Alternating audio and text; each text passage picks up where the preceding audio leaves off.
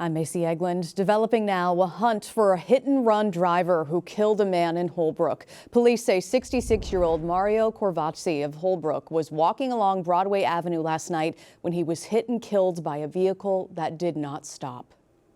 We're also working to get more information about a body found on a hiking trail in Montauk. Police tell us witnesses discovered the body yesterday afternoon in Montauk State Park. No word on that person's identity or a possible cause of death.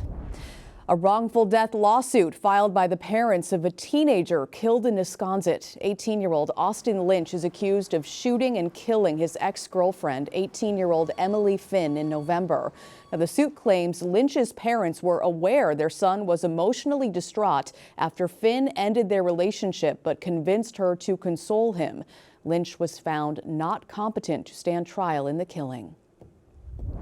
Penn Station is ready for World Cup crowds. That's the word today from Amtrak officials. They gave an update following some commuter concerns after several recent service disruptions at the transit hub over the last month.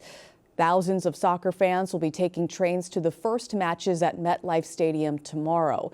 Team USA and Lake Grove's Joe Scally have their first game tonight in LA against Paraguay. We are in for another steamy and stormy day as the potentially dangerous heat continues. Some school districts, including Central Islip and Amityville, will have early dismissal today due to the heat. And many Long Islanders are cleaning up today after those strong storms last night. This is just one of the many trees that were toppled across the island, this one in Massapequa. So it was a heck of a night for some people, but others were like, what are you talking about? It was. So Central Suffolk got hammered yesterday, late afternoon, evening, right? Then it was quiet, and then we had another batch of storms, and these went through western Long Island, Nassau, down towards, say, like the Captree, Fire Island area. So everybody did wind up getting into the action. It just took a little while to get there. But yeah, I had texts saying, what storms are you talking about? What are you posting about right now? But let's start with that batch that went through Central Suffolk right after we take a look outside Atlantic Avenue Beach this morning. Amagansett, it's a little foggy, a little cloudy looking. Things should get nicer as we go throughout the morning, and it's going to be another very steamy day out there. We'll talk about the temperatures in a second, but just want to recap these storms out here. Here's the line that came down, and it looked pretty nasty in Connecticut, so we knew if these were to survive over the sound, they would probably produce the same wind damage that we were seeing, and certainly that is what happened. Let's zoom in on some of these numbers here, and you can see pretty isolated line here, almost like, the 112 corridor, maybe the William Floyd Parkway is where we saw the plethora of those damage reports coming in. Belterre, Shoreham, Bating Hollow, all wind reports between 40 and 60 miles per hour, but Shoreham, 66 miles per hour. That is some damaging wind that we saw right there. Wind damage as a result from it to be expected. Multiple trees down and wires down in Rocky Point over to Wading River. More of the same. Get down towards Manorville. We had a large tree down on Wading River Road. And then we also had, you see that lightning strike out there? That was actually a house that was struck by lightning as well. Then we had a quiet several hours, and then as we got towards the midnight hour, that second line of storms now, it did weaken pretty markedly as it moved through, say, New York City into Nassau County, but we did still see some wind gusts, Amityville down towards Captree. There's that lightning report that I was telling you about. So anything out there right now, generally very light and spotty, moving off the east end at this point. The sun will be breaking out if it's not already this morning. It is still very soupy, though. You're so used to these storms coming in, kind of cooling the air down, clearing things out. That did not happen. The dew points are still very, very tropical right now. And that's why we have the heat advisory again today. The numbers themselves would not be that bad at face value, but you factor that humidity in. And yeah, you're talking about mid-upper 90 heat indices this afternoon, close to 100. We had a couple of 100-degree heat indexes yesterday in Nassau County.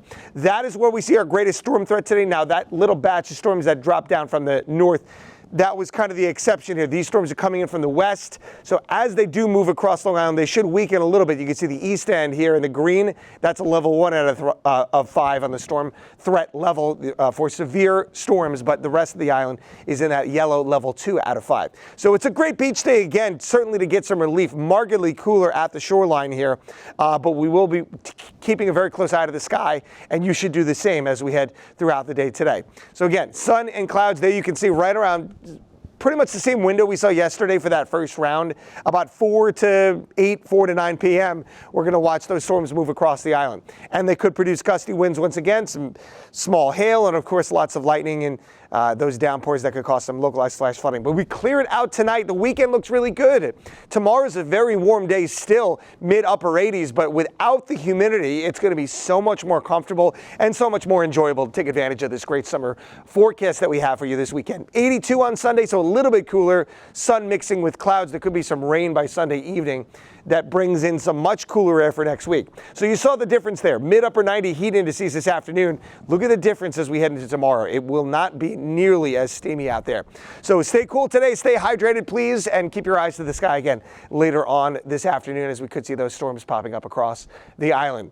Muggy night, probably need the AC one more time tonight, but you're going to be able to get away without it, especially as we head into next week. Take a look at some of those temperatures after Sunday. 79 on Monday, 72 on Tuesday, with overnight temperatures down into the low 60s. So we've got some much cooler air on the way, a good 20-degree clip from the low 90s that we're expecting this afternoon.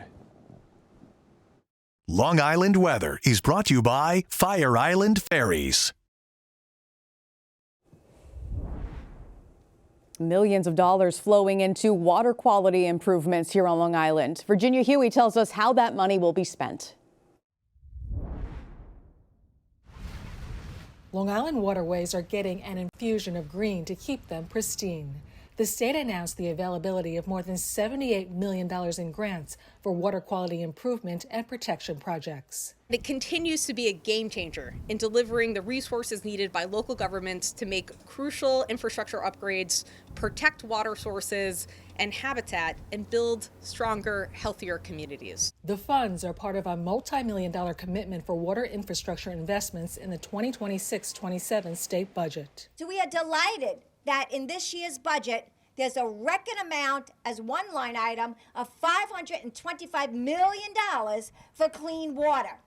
We're delighted that the Satcha Estuary line item went up from $2 million to $3 million in the Environmental Protection Fund. The money will support several ongoing projects, including updating wastewater treatment plants, combating harmful algal blooms, protecting drinking water, and increasing flood resilience. We're saving the beaches, we're saving the waterways so that it will not go in, the stormwater runoff will not go into it. State officials are urging municipalities and not-for-profit corporations to apply for the grants, which range from $100,000 to $15 million. These funds will help bring back healthy seagrass, shellfish, and wetlands. They'll help us reduce flood impacts, improve habitat, and even make our roads safer. The deadline for grant applications is July 31st. For Newsday TV, I'm Virginia Huey. You can read more about Long Island's water quality on Newsday.com. Click Get More below the Newsday TV video box.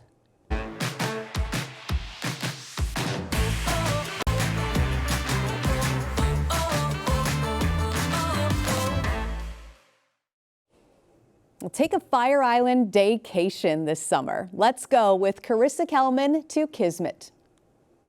You can see Fire Island, right? You can see Kismet right there, yeah. We get to Kismet in 7 minutes. Wow, it's only 7 minutes? Yeah, as opposed to like a 30-minute walk. Yeah, it's like your own little private ride.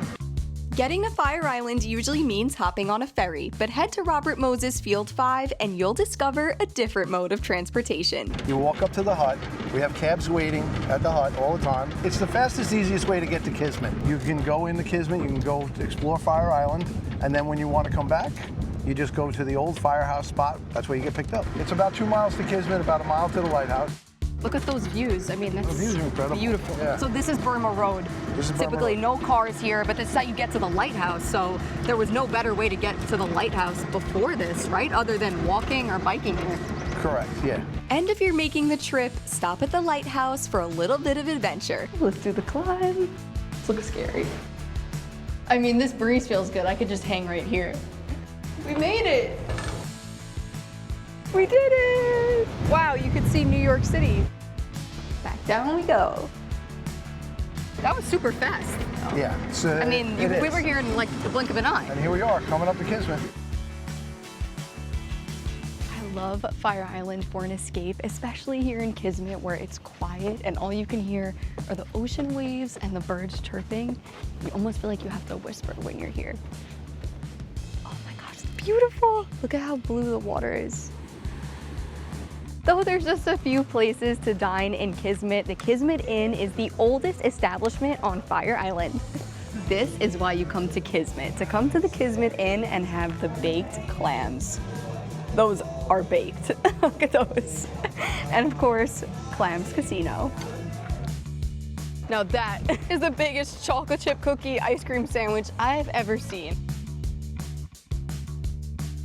From Robert Moses Field 5 to Kismet in just 7 minutes, a ride on the pedicab makes one of Fire Island's quieter communities even easier to reach. For Newsday TV, I'm Carissa Kelman. I had no idea that was an option. You can plan out your trip on Newsday.com. Click Get More below the Newsday TV video box.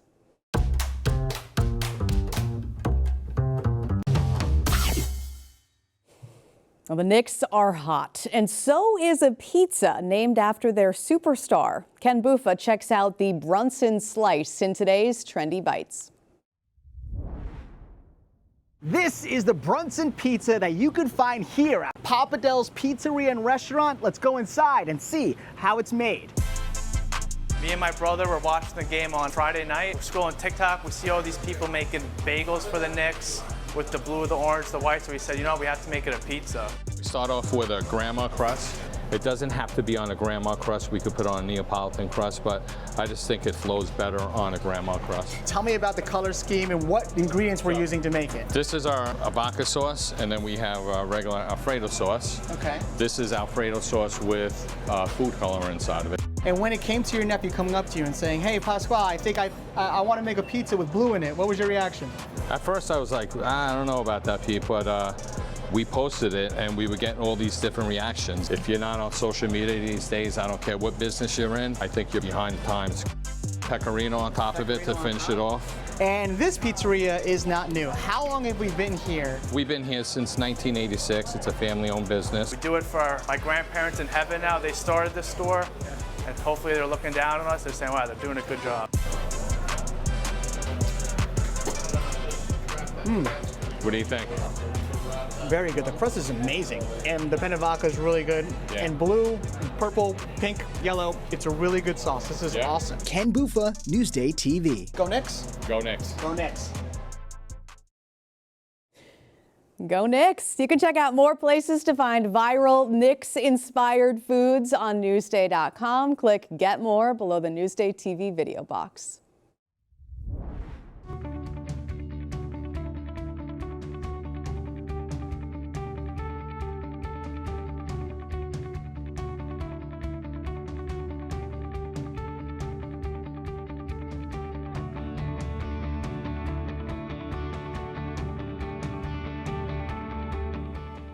See more on these stories on Newsday.com and watch us streaming anytime on Local Now, YouTube, and the other streaming services you see there. I'm Macy Eglund here with meteorologist Jeff Banson. We've got more local news plus your potentially stormy forecast coming up here on Newsday TV, covering Long Island like no one else can.